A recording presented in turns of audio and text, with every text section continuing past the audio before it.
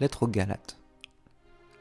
De la part de Paul, apôtre établi non par des hommes ni par l'intermédiaire d'un homme, mais par Jésus-Christ et par Dieu le Père qui l'a ressuscité, et de tous les frères qui sont avec moi aux évangiles de la Galatie, que la grâce et la paix vous soient données de la part de Dieu, notre Père, et du Seigneur Jésus-Christ.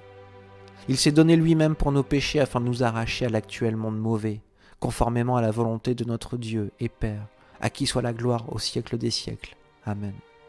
Je m'étonne que vous vous détourniez si vite de celui qui vous a appelé par la grâce de Christ pour passer à un autre évangile. Ce n'est pas qu'il y ait un autre évangile, mais il y a des gens qui vous troublent et qui veulent déformer l'évangile de Christ. Mais si quelqu'un, même nous, ou même un ange venu du ciel, vous annonçait un évangile différent de celui que nous vous avons prêché, qu'il soit maudit. Nous l'avons déjà dit, et je le répète maintenant, si quelqu'un vous annonce un autre évangile que celui que vous avez reçu, qu'il soit maudit. Maintenant, est-ce la faveur des hommes que je recherche ou celle de Dieu? Est-ce que je cherche à plaire aux hommes? Si je plaisais encore aux hommes, je ne serais pas serviteur de Christ. Je vous déclare, frères et sœurs, l'évangile que j'ai annoncé ne vient pas de l'homme. En effet, je ne l'ai moi-même ni reçu ni appris d'un homme, mais par une révélation de Jésus-Christ. Vous avez d'ailleurs entendu parler de mon comportement autrefois dans le judaïsme. Je persécutais à outrance l'Église de Dieu. Je cherchais à la détruire. Et j'étais plus avancé dans le judaïsme que beaucoup de ceux de mon âge parmi mon peuple, car j'étais animé d'un zèle excessif pour les traditions de mes ancêtres. Mais Dieu m'avait mis à part dès le ventre de ma mère et m'a appelé par sa grâce. Lorsqu'il a trouvé bon de révéler son Fils en moi afin que je l'annonce parmi les non-juifs, je n'ai consulté personne. Je ne suis même pas monté à Jérusalem vers ceux qui étaient apôtres avant moi, mais je suis aussitôt parti pour l'Arabie. Puis je suis retourné à Damas. 3 ans plus tard, je suis monté à Jérusalem pour faire la connaissance de Pierre, et je suis resté 15 jours chez lui. Mais je n'ai vu aucun apôtre, si ce n'est Jacques, le frère du Seigneur. En vous écrivant cela, je l'affirme devant Dieu, je ne mens pas. Je suis allé ensuite dans les régions de la Syrie et de la Sicile. Or, mon visage était inconnu des églises de Judée qui sont en Christ. Elles avaient seulement entendu dire « Celui qui nous persécutait auparavant annonce maintenant la foi qu'il s'est forcé alors de détruire. » Et elles rendaient gloire à Dieu à cause de moi. 14 ans plus tard, je suis monté de nouveau à Jérusalem avec Barnabas. J'avais aussi pris Tite avec moi. J'y suis monté à la suite d'une révélation, et je leur ai présenté l'évangile que je prêche parmi les non-juifs. Je l'ai exposé en privé à ceux qui sont les plus considérés afin de ne pas courir ou avoir couru pour rien. Or Tite, qui était avec moi et qui est grec, n'a même pas été contraint de se faire circoncire, malgré les prétendus frères qui s'étaient furtivement glissés parmi nous pour épier la liberté que nous avons en Jésus-Christ avec l'intention de nous asservir. Nous ne leur avons pas cédé un seul instant, afin que la vérité de l'Évangile soit maintenue pour vous. Quant à ceux qui sont les plus considérés, ceux qu'ils étaient autrefois m'importent peu. Dieu ne fait pas de favoritisme. Ils ne m'ont rien imposé de plus. Au contraire, ils ont vu que l'Évangile m'avait été confié pour les incirconcis comme à Pierre pour les circoncis. Car celui qui a fait de Pierre l'apôtre des circoncis a aussi fait de moi l'apôtre des non-juifs. Et ils ont reconnu la grâce qui m'avait été accordée. Jacques, Céphas et Jean, qui sont considérés comme des piliers, nous ont alors donné la main d'association à Barnabas et à moi, afin que nous allions, nous, vers les non-juifs, eux, vers les circoncis. Ils nous ont seulement recommandé de nous souvenir des pauvres, ce que j'ai eu bien soin de faire. Mais lorsque Pierre est venu à Antioche, je me suis ouvertement opposé à lui, parce qu'il était condamnable. En effet, avant la venue de quelques personnes de l'entourage de Jacques, il mangeait avec les non-juifs. Mais après leur arrivée, il s'est esquivé et s'est tenu à l'écart par crainte des circoncis. Les autres juifs ont pratiqué avec lui ce double jeu, de telle sorte que même Barnabas a été entraîné dans leur hypocrisie. Quand j'ai vu qu'il ne marchait pas droit, puisqu'il ne respectait pas la vérité de l'Évangile, j'ai dit à Pierre devant tous, « Si toi, qui es juif, tu vis à la manière des non-juifs et non à la manière des juifs, pourquoi veux-tu forcer les non-juifs à se comporter comme des juifs ?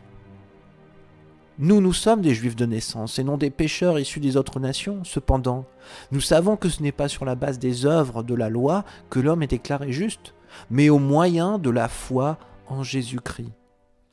Ainsi, nous aussi nous avons cru en Jésus-Christ, afin d'être déclarés justes sur la base de la foi en Christ et non des œuvres de la loi, puisque personne ne sera considéré comme juste sur la base des œuvres de la loi. Mais si, en cherchant à être déclarés justes en Christ, nous avons été trouvés pécheurs nous aussi, cela signifie-t-il que Christ serait un serviteur du péché? Certainement pas. En effet, si je reconstruis ce que j'ai détruit, je me présente moi-même comme coupable, puisque c'est la loi qui m'a amené à mourir à la loi afin de vivre pour Dieu. J'ai été crucifié avec Christ. Ce n'est plus moi qui vis, c'est Christ qui vit en moi. Et ce que je vis maintenant dans mon corps, je le vis dans la foi au Fils de Dieu qui m'a aimé et qui s'est donné lui-même pour moi. Je ne rejette pas la grâce de Dieu. En effet, si la justice s'obtient par la loi, alors Christ est mort pour rien. Galates sans intelligence, qui vous a fasciné pour que vous n'obéissiez plus à la vérité, vous aux yeux de qui Jésus-Christ a été décrit comme crucifié? Voici seulement ce que je veux apprendre de vous. Est-ce en pratiquant les œuvres de la loi que vous avez reçu l'Esprit, ou en écoutant l'Évangile avec foi? Manquez-vous à ce point de bon sens? Après avoir commencé par l'Esprit, voulez-vous maintenant finir par vos propres forces? Avez-vous tant souffert pour rien? Si du moins c'est pour rien.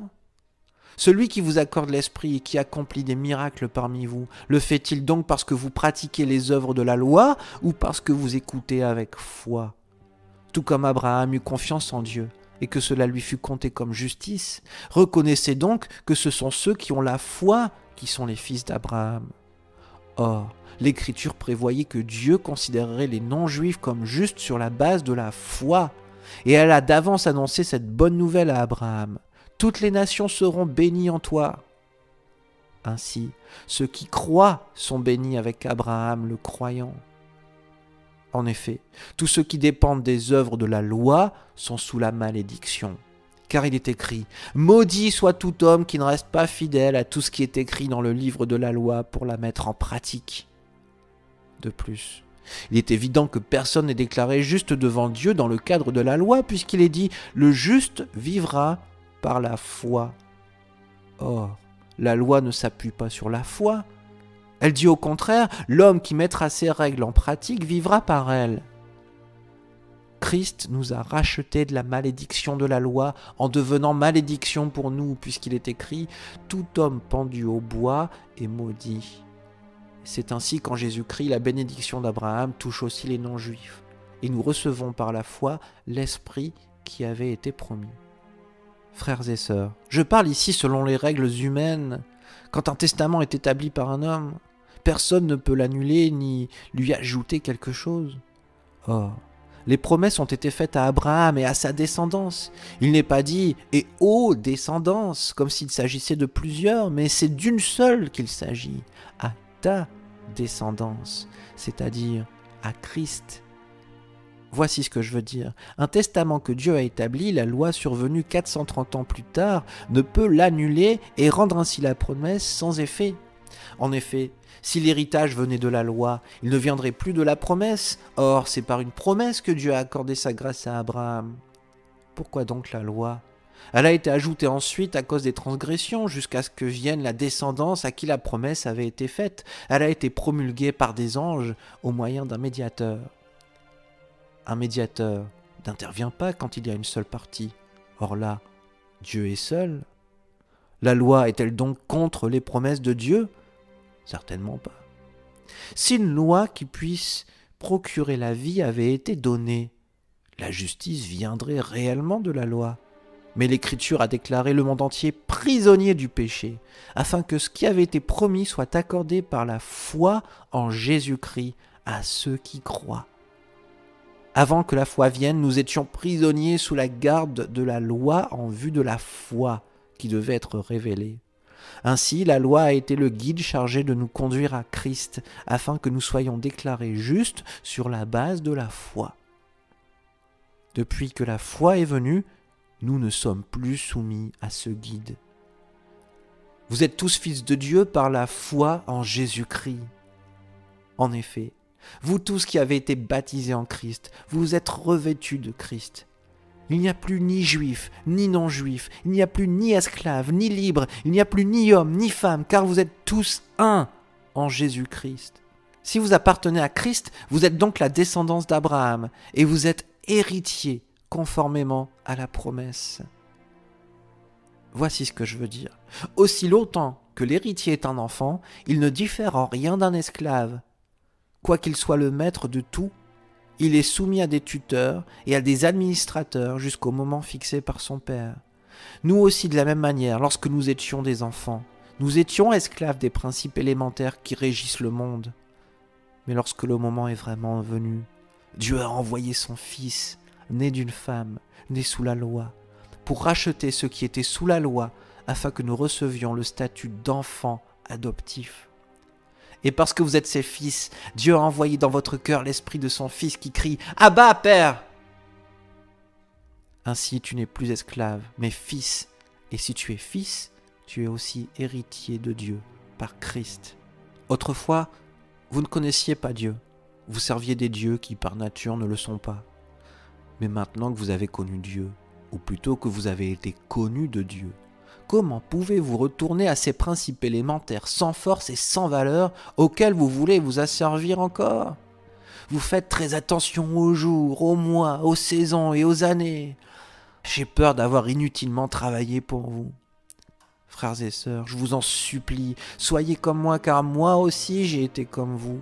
Vous ne m'avez fait aucun tort, mais vous le savez, c'est à cause d'un problème physique que je vous ai annoncé l'évangile pour la première fois.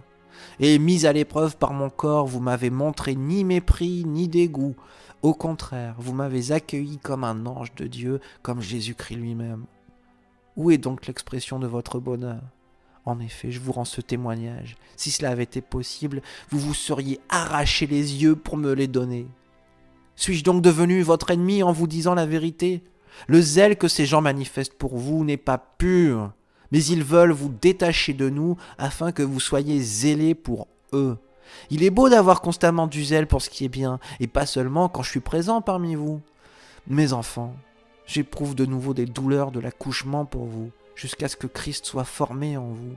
Je voudrais être en ce moment auprès de vous, et pouvoir changer de ton, car je suis dans l'embarras à votre sujet. Dites-moi, vous qui voulez être sous la loi, ne comprenez-vous pas la loi ? En effet, il est écrit qu'Abraham a eu 2 fils, un de la femme esclave et un de la femme libre. Mais celui de l'esclave est né par volonté humaine, et celui de la femme libre est le fruit de la promesse. Ces faits ont une valeur allégorique, car ces femmes représentent 2 alliances. L'une vient du mont Sinaï et donne naissance à des esclaves, c'est Agar. En effet, Agar, c'est le mont Sinaï en Arabie, et elle correspond à la Jérusalem actuelle qui vit dans l'esclavage avec ses enfants. Mais la Jérusalem d'en haut est libre. C'est elle qui est notre mère. De fait, il est écrit « Réjouis-toi, stérile, toi qui n'as pas eu d'enfant, éclate de joie et pousse des cris de triomphe, toi qui n'as pas connu les douleurs de l'accouchement. » En effet, les enfants de la femme délaissée seront plus nombreux que ceux de la femme mariée. Nous, frères et sœurs, comme Isaac, nous sommes les enfants de la promesse. Le Fils né par la volonté humaine persécutait alors celui qui était né grâce à l'Esprit, et il en va de même maintenant encore. Mais que dit l'Écriture ? Chasse l'esclave et son fils, car le fils de l'esclave n'héritera pas avec le fils de la femme libre. Ainsi, frères et sœurs, nous ne sommes pas les enfants de l'esclave, mais de la femme libre. C'est pour la liberté que Christ nous a affranchis. Tenez donc ferme dans cette liberté, et ne vous placez pas de nouveau sous la contrainte d'un esclavage. Moi, Paul, je vous le dis, si vous vous faites circoncire, Christ ne servira à rien. Et j'affirme encore une fois à tout homme qui se fait circoncire qu'il est tenu de mettre en pratique la loi tout entière. Vous êtes séparés de Christ, vous tous qui cherchez à être considérés comme justes dans le cadre de la loi, vous êtes déchus de la grâce. Non, c'est de la foi et par l'Esprit que nous attendons la justice espérée. En effet, en Jésus-Christ, ce qui a de l'importance, ce n'est ni la circoncision ni l'incirconcision, mais seulement la foi qui agit à travers l'amour. Vous courriez bien. Qui vous a arrêté pour vous empêcher d'obéir à la vérité ? Cette influence ne vient pas de celui qui vous appelle. Un peu de levain fait lever toute la pâte. J'ai confiance dans le Seigneur qu'en ce qui vous concerne, vous ne penserez pas autrement. Mais celui qui vous trouble, quel qu'il soit, en subira la condamnation. Quant à moi, frères et sœurs, pourquoi suis-je encore persécuté si je prêche encore la circoncision ? Le scandale de la croix est alors supprimé. Puisse-t-il même se castrer ceux qui jettent le trouble parmi vous ? Frères et sœurs, C'est à la liberté que vous avez été appelés. Seulement, ne faites pas de cette liberté un prétexte pour suivre les désirs de votre nature propre. Au contraire, soyez par amour serviteurs les uns des autres. En effet, toute la loi est accomplie dans cette seule parole. Tu aimeras ton prochain comme toi-même. Mais si vous vous mordez et vous dévorez les uns les autres, attention, vous finirez par vous détruire les uns les autres. Voici donc ce que je dis. Marchez par l'esprit, et vous n'accomplirez pas les désirs de votre nature propre. En effet, la nature humaine a des désirs contraires à ceux de l'esprit, et l'esprit a des désirs contraires à ceux de la nature humaine. Ils sont opposés entre eux, de sorte que vous ne pouvez pas faire ce que vous voudriez. Cependant, si vous êtes conduit par l'esprit, vous n'êtes pas sous la loi. Les œuvres de la nature humaine sont évidentes, ce sont l'adultère, l'immoralité sexuelle, l'impureté, la débauche, l'idolâtrie, la magie, les haines, les querelles, les jalousies, les colères, les rivalités, les divisions, les sectes, l'envie, les meurtres, l'ivrognerie, les excès de table et les choses semblables. Je vous préviens, comme je l'ai déjà fait, ceux qui ont un tel comportement n'hériteront pas du royaume de Dieu. Mais le fruit de l'esprit, c'est l'amour, la joie, la paix, la patience, la bonté, la bienveillance, la foi, la douceur, la maîtrise de soi. Contre de telles attitudes, il n'y a pas de loi. Ceux qui appartiennent à Jésus-Christ ont crucifié leur nature propre avec ses passions et ses désirs. Si nous vivons par l'esprit, laissons-nous aussi conduire par l'esprit. Ne soyons pas vaniteux en nous provoquant les uns les autres, en nous portant envie les uns aux autres. Frères et sœurs, si un homme vient à être surpris en faute, vous qui êtes spirituels, redressez-le dans un esprit de douceur. Veille sur toi-même de peur que toi aussi tu ne sois tenté.